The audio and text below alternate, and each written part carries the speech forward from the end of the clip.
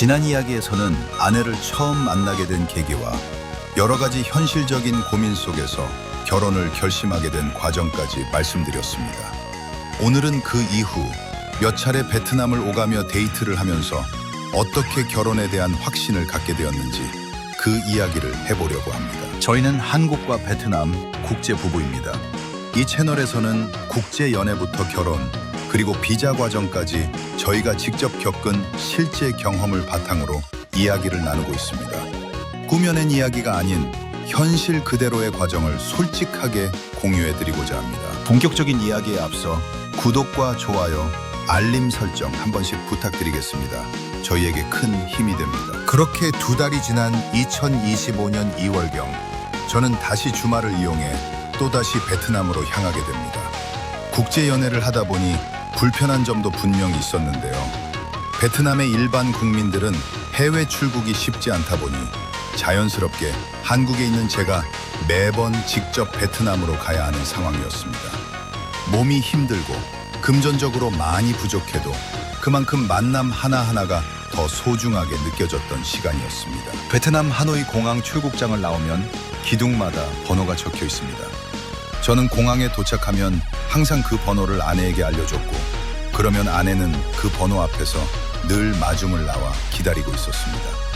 익숙해진 작은 약속이었지만 그 순간만큼은 매번 설레고 고마웠던 기억으로 남아있습니다. 하노이 공항에서 빈예까지는 자동차로 약 40에서 50분 정도가 걸립니다.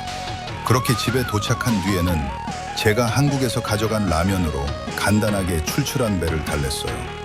그리고 식사를 할 때마다 아내는 늘 저를 위해 직접 주스를 갈아주고 과일도 미리 깎아 준비해줍니다. 이런 사소한 배려들 덕분에 집에 온 것 같은 편안함을 느낄 수 있었습니다. 다음날 아침에 일어나 첫 데이트로 현지 식당을 방문했습니다. 베트남에 왔으니 현지 음식을 먹어보자는 아내의 제안이었는데요. 사실 저는 현지 음식이 입에 잘 맞지 않아서 생각보다 많이 힘들었던 기억이 납니다. 그래도 아내와 함께라서 그 시간마저도 지금은 웃으며 떠올릴 수 있는 추억이 된 것 같아요. 베트남은 한국보다 시차가 2시간 느립니다. 어제 베트남에 도착한 터라 그런지 오늘은 유독 몸이 많이 피곤하더라고요. 그래서 무리하지 않고 잠시 카페에 들러 커피를 마시며 쉬었다가 오래 외출하지는 않고 비교적 이른 시간에 집으로 돌아왔습니다. 여행도 데이트도 결국은 컨디션이 가장 중요하다는 걸 다시 한번 느꼈던 하루였습니다. 샤워를 마치고 잠시 쉬면서 침대에 누워 휴대폰을 보고 있었는데 갑자기 아내가 제 앞에서 장난스럽게 재롱을 부리며 춤을 추기 시작했습니다. 예상하지 못한 순간이라 조금 당황하기도 했지만 그 모습이 너무 귀엽고 저절로 웃음이 나왔던 기억이 납니다. 그렇게 사소한 순간에도 서로 웃을 수 있었던 시간이 참 좋았습니다. 그럼 잠시 아내의 댄스 타임 보고 가실게요.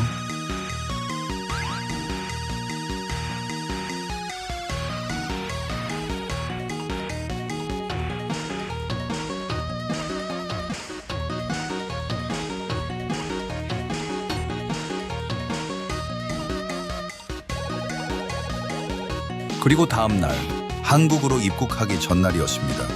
처음으로 아내의 가족분들을 만나게 되었고 함께 한국 식당에서 즐거운 식사를 했습니다. 무엇보다 인상 깊었던 건 아내의 가족분들이 정말 화목하다는 점이었어요. 어머님은 조용하고 따뜻한 분이셨고 아버님께서는 처음 만난 저를 많이 반겨주시고 좋아해 주셨습니다.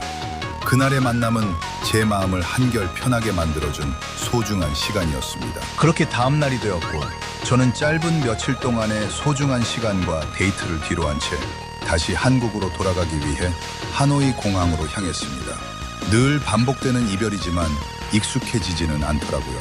특히 공항에서 헤어질 때마다 제가 보이지 않을 때까지 아내는 그 자리에 서서 한참을 울곤 했습니다.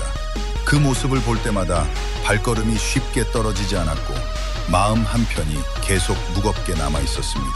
2편 이야기는 여기까지입니다.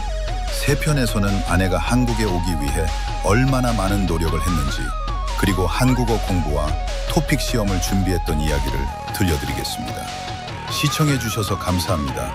구독과 좋아요, 알림 설정도 잊지 말아주세요.